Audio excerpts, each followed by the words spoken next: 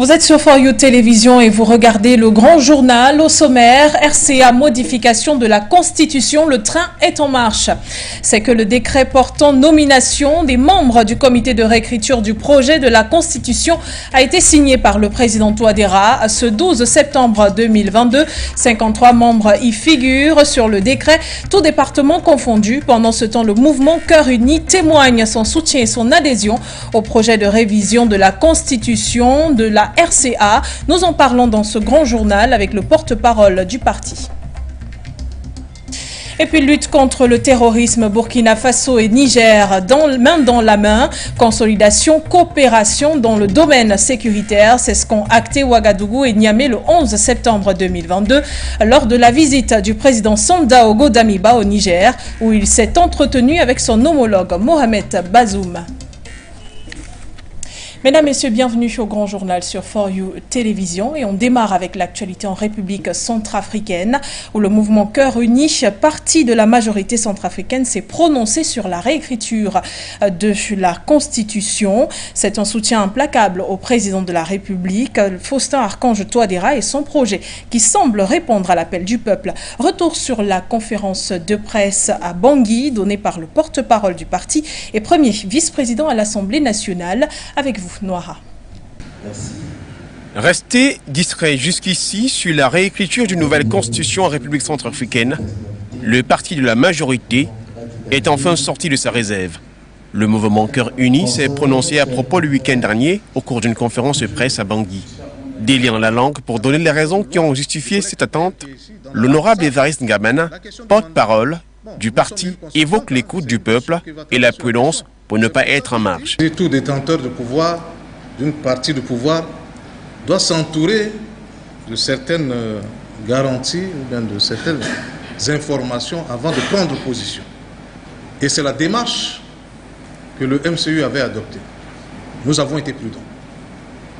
Nous avons estimé que c'est une démarche parlementaire consacrée dans la Constitution en vertu de l'article 151 qui donne la possibilité soit au président de la République soit aux parlementaires d'initier une proposition de révision constitutionnelle. Mais la question a évolué. Passons d'une simple révision telle que proposée par le collègue Kapaen maintenant à la question de la réécriture d'une nouvelle constitution. Et c'est l'émanation du peuple centrafricain. C'est pour cela que nous, en tant que parti politique, soutenons les actions du président de la République et nous qui travaillons aussi pour le bien-être du peuple centrafricain, nous ne pouvons pas être en marge de cette question. Le premier vice-président de l'Assemblée nationale centrafricaine précise d'ailleurs qu'aucune institution n'est au-dessus de la volonté du peuple. Et pour ce faire, le MCU ne pouvait aller à l'encontre de la volonté de celui-ci. Que je puis vous rassurer que le MCU soutient à 100% cette démarche qui est une démarche populaire. Nous sommes une partie du peuple centrafricain. Le parti politique n'est pas au-dessus du peuple. Si aujourd'hui le peuple n'a pas voulu cette démarche, nous aussi on devait se rallier derrière le peuple. Notons que le mouvement Cœur Uni, MCU, s'est constitué un parti politique de soutien au président Touadéra après son élection en 2015. Par ailleurs, en ce qui concerne la composition de l'équipe de la rédaction de la nouvelle constitution, un décret présidentiel numéro 22.367 entérinant la désignation des membres du comité chargé de rédiger le projet de la nouvelle constitution de la République centrafricaine a été rendu public. Et je vous l'annonçais en titre, le président de la République centrafricaine, le professeur Faustin Archange Touadéra, a signé un décret ce 12 septembre 2022 portant sur la nomination des membres du comité chargé de rédiger le projet de la Constitution de la République. Celui-ci est composé de 53 membres. Il s'agit de 6 représentants des pouvoirs publics, 7 représentants de l'Assemblée nationale, un représentant du Conseil économique et social, un représentant du Haut Conseil de communication, un représentant de la haute autorité chargée de la bonne gouvernance, ainsi qu'un représentant du Conseil national de la médiation, 7 représentants du parti majoritaire, 4 représentants de l'opposition démocratique, 2 représentants centristes et 3 représentants de la diaspora, soit les continents européens, africains et américains, 3 représentants de confessions religieuses, 10 représentants de la société civile, 5 représentants de l'université de Bangui dans le domaine juridique juridiques et des sciences humaines, 3 représentants de la chefferie traditionnelle, 3 représentants des minorités. Ceux-ci auront donc pour tâche la réécriture de la Constitution centrafricaine avec un délai de 3 mois donné par le président de la République. À présent, dans ce journal, nous recevons l'honorable Évariste Ngamana, qui est porte-parole du parti, mais également vice-président de l'Assemblée nationale. Le processus de révision de la Constitution en République centrafricaine a été enclenché avec la création par décret présidentiel d'une commission de réécriture en août dernier. Aujourd'hui, quels sont les jalons posés? Évariste Ngamana, l'honorable, répond à ces questions. Le premier jalon posé dans le cadre de la réécriture de cette nouvelle constitution, c'est d'abord l'unanimité qui se dégage au sein de la population autour de la question. J'en veux pour preuve la désignation de toutes les entités devant faire partie de ce comité où les différents représentants ont été désignés par leur entité et un décret pris en Conseil des ministres vient d'entériner cette désignation, ce qui revient à dire que le processus est en ce moment irréversible, car il s'agit là d'une question de souveraineté dont le peuple centrafricain seul est le détenteur du pouvoir. Et dans cette modification de la Constitution, quelle est la place du MCU, le mouvement Cœur Uni?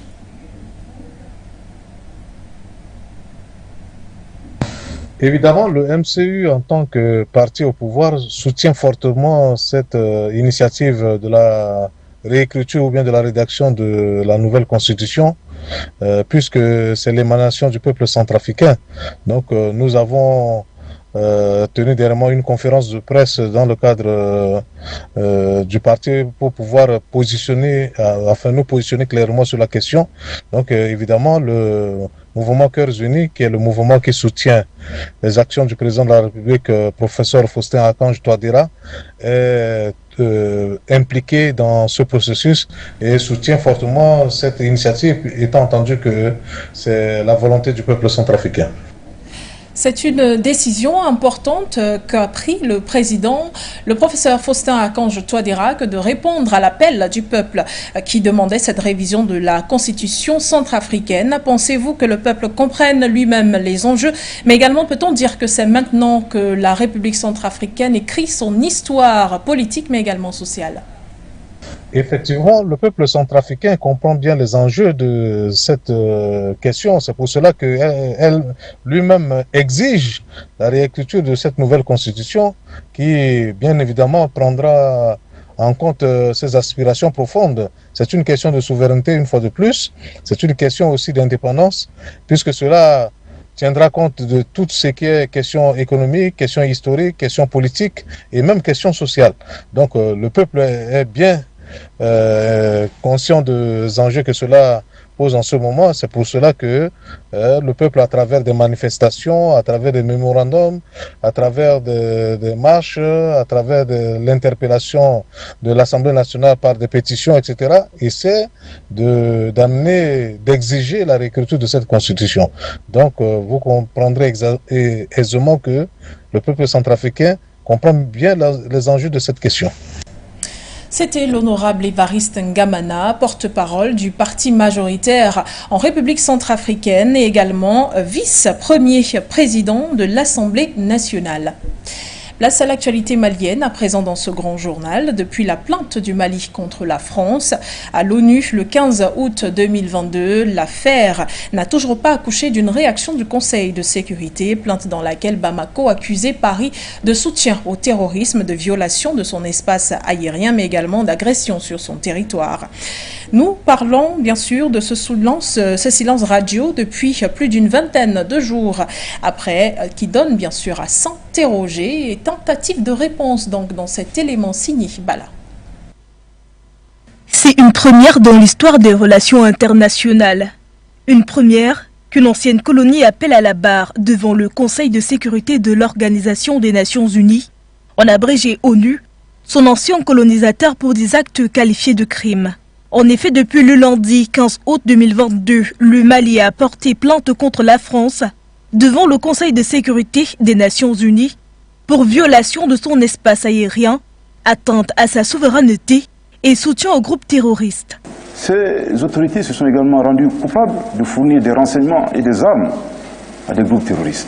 Ce qui est inimaginable de la part d'un pays qui est un membre permanent du Conseil de sécurité des Nations Unies. Cependant, fort est de constater que malgré le caractère gravissime de l'accusation, le Conseil de sécurité, sans toutefois opposer une fin de non-recevoir, a tout simplement choisi de faire vœu de silence. Pourtant, plusieurs pays d'Afrique et même du reste du monde sont bien curieux de savoir quel est le fond de ce problème et la réponse de l'ONU à la plainte du Mali.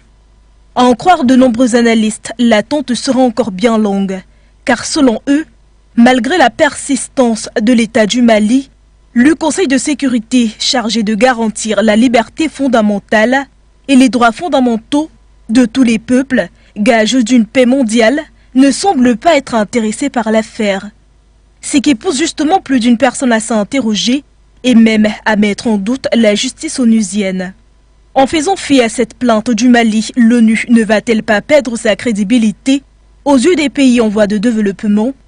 Avec cette plainte, les autorités du Mali n'entendent pas s'arrêter en bout de chemin, car disent-ils, à travers ces dernières, elles attendent de bien faire savoir au monde entier ce qu'un pays, membre permanent du Conseil de sécurité des Nations Unies, chargé de veiller au respect des droits humains et des libertés fondamentales pour que règne la paix entre les peuples, est en train de faire dans le monde.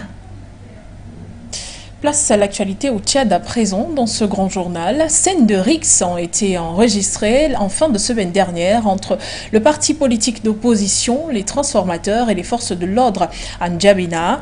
Depuis l'ouverture du dialogue national inclusif, plusieurs partis politiques ont brillé par leur absence ainsi que leur retrait. C'est le cas pour les transformateurs, plutôt qui ont décidé de faire une assise, de mettre sur pied une assise qui réunissait plusieurs Tchadiens, militants et sympathisants, y compris afin de parler de la question tchadienne, mais surtout de la situation politique du pays. Retour sur ces événements dans ce reportage. Le parti politique d'opposition Les Transformateurs a décidé de ne pas se joindre aux échanges nationaux qui ont débuté le 20 août 2022, ainsi que plusieurs autres partis politiques et groupes politico-militaires qui s'étaient écartés de l'accord de Doha. Ce qu'ils reprochent tous au dialogue national inclusif, c'est de se revêtir d'un caractère exclusif. Alors que les travaux se poursuivent, le parti Les Transformateurs a décidé de réunir des militants et sympathisants pour discuter de la situation tchadienne, une mobilisation qui n'a pas été reçue du bon œil par le gouvernement qui d'ailleurs a rappelé par la voix du PCMT Mahamat Idriss Déby Itno que celle-ci n'avait reçu aucune autorisation, raison de la répression au siège du parti. Selon des images publiées sur les plateformes du parti Les Transformateurs, les dégâts matériels énormes ont été enregistrés. Les jets de gaz lacrymogène ont conduit plusieurs militants sur les lieux dans les formations hospitalières. Le président du parti Succès Masra, lui, a reçu une convocation de la justice tchadienne. Convocation à laquelle celui-ci s'était dit disposé à répondre. Mais le 11 septembre dernier, le parquet, lui, a décidé de la suspension de cette convocation selon la notification reçue par le collectif d'avocats de Succès Masra. Selon le ministre de la Communication, porte-parole du gouvernement au Tchad, cette décision tend, je cite, à permettre au dialogue national de se dérouler sereinement. Fin de citation. Le membre du gouvernement a tout de même tenu des propos sévères en ce qui concerne le parti. La position de la justice et la retenue dont fait montre le gouvernement ne sont ni une faiblesse, ni un renoncement à l'état de droit. La démocratie, c'est aussi la responsabilité de chacun, a déclaré le porte-parole du gouvernement. La trêve qui devrait s'installer a pour but de bien huiler les échanges nationaux qui se déroulent à N'Djamena, mais cela n'enlève en rien que des retraits continuent de se faire ressentir. Le week-end dernier, c'était au tour de la communauté chrétienne et aînée de se rétracter. La médiation entamée par les commissions mises en place par le président du présidium, en la personne de Gali Gotegata, n'ont donné que trop peu de résultats. La date de clôture des échanges, elle, a déjà été fixée au 30 septembre prochain, selon l'agenda adopté. Après ses premiers déplacements hors du pays, notamment à Bamako et à Abidjan les 3 et 4 septembre 2022, le président de la transition au Burkina Faso, le colonel Paul-Henri Sandaogo Damiba, s'est rendu à Niamey le 11 septembre dernier. Il s'est agi de consolidation et de coopération entre les deux nations qui partagent la zone dite des 3 frontières. Plus de détails dans cet élément. Coopération inter-États et synchronisation des actions. Tout ceci dans le but de lutter contre le terrorisme, faire cesser les exactions des djihadistes. C'est exactement ce que Ouagadougou et Niamey comptent appliquer en consolidant leur coopération militaire. Après Bamako et Abidjan, le lieutenant Sandaogo Damiba, qui sait que son bilan, bon ou pas, repose sur la restauration de la sécurité sur le territoire Pofine, ces actions dans le but de reconquérir les kilomètres domptés et envahis par les terroristes, ainsi que la réhabilitation des réfugiés à leur domicile. Le pays des hommes intègres est encore plus menacé depuis 2016. À ce jour, les groupes armés contrôlent 40% du territoire burkinabé. Mohamed Bazoum lui-même fait face à une grande crise sécuritaire, ce qui l'avait poussé, accompagné de Sandaogo Damiba, à interpeller le Mali dans les actions des différentes coopérations pour le compte du groupe de 5 pays. L'urgence d'une coopération inter-État s'inscrit dans le sens où le Burkina Faso a enregistré une autre attaque pas plus tard que le 5 septembre dernier.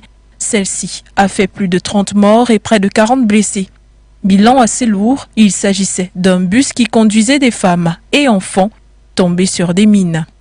À Niamey, le lieutenant-colonel Paul-Henri Sandaogo Damiba était accompagné des ministres de la Défense et des Affaires étrangères. Avec son homologue Bazoum, les deux ont dressé l'esquisse d'une batterie de stratégies pour traquer le mal et reconquérir la zone des 3 frontières qu'ils partagent ensemble. Nous avons rendu visite ce matin au président nigérien pour examiner les défis auxquels nous faisons face au niveau de nos zones frontalières et trouver ensemble de nouvelles dynamiques ou de bonnes approches pour essayer d'y faire face. Ce sont là les dires du lieutenant-colonel Damiba. La visite de travail et d'amitié du président de transition du Faso au Niger s'est achevée par un échange avec le médiateur de la CEDEAO, l'ancien chef d'État nigérien Mahamadou Issoufou. Et selon la présidence, les courtes discussions ont porté sur le processus de transition en cours à Ouagadougou, transition qui a en tête de ses objectifs ramener la sécurité et la quiétude sur le territoire national. En Éthiopie, en route vers un consensus, un cessez-le-feu au Tigré. Les autorités du TPLF ont annoncé le 11 septembre dernier qu'elles sont disposées à des pourparlers, lesquels aboutiront sur des ententes qui mettront fin à 2 ans d'affront. Plus de détails dans cet élément.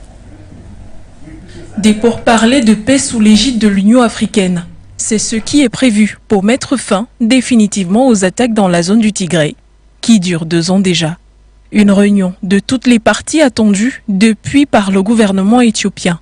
Les rebelles du Tigré se sont dit prêts à adhérer à des pourparlers le 11 septembre dernier par le biais d'un communiqué. Une décision qui intervient alors que les médiations de l'Union africaine, portées par l'ancien président nigérian Olusegun Obasanjo, ont toujours été rejetées par le gouvernement du Tigré. La raison avancée, sa proximité avec Abiy Ahmed, évolution positive pour le ministre d'État éthiopien pour la paix, Taye Dendea, opportunité unique pour Moussa Faki Mahamat, président de la Commission de l'Union africaine. C'est surtout une assise qui viendra mettre un terme à 2 ans d'affront pour céder la place à un consensus qui n'est tenté d'aucune condition au préalable, juste une crédibilité palpable. Debretsion Gebre-Mikaël, chef du TPLF, réclamait le rétablissement des services électriques, alimentaires, communicationnels et bancaires sur l'espace tigréen. Les prochains échanges de paix aboutiront certainement sur la restauration de ces différents services. L'équipe de négociation sera composée de Getachew Reda, porte-parole du TPLF, et de l'ancien chef d'état-major éthiopien, désormais commandant militaire central du Tigré. Et voilà qui met fin à cette édition d'information sur For You Télévision, la première de la semaine. Rendez-vous demain pour une autre édition d'information. L'information et les programmes se poursuivent sur For You Télévision. Au revoir, Bangui.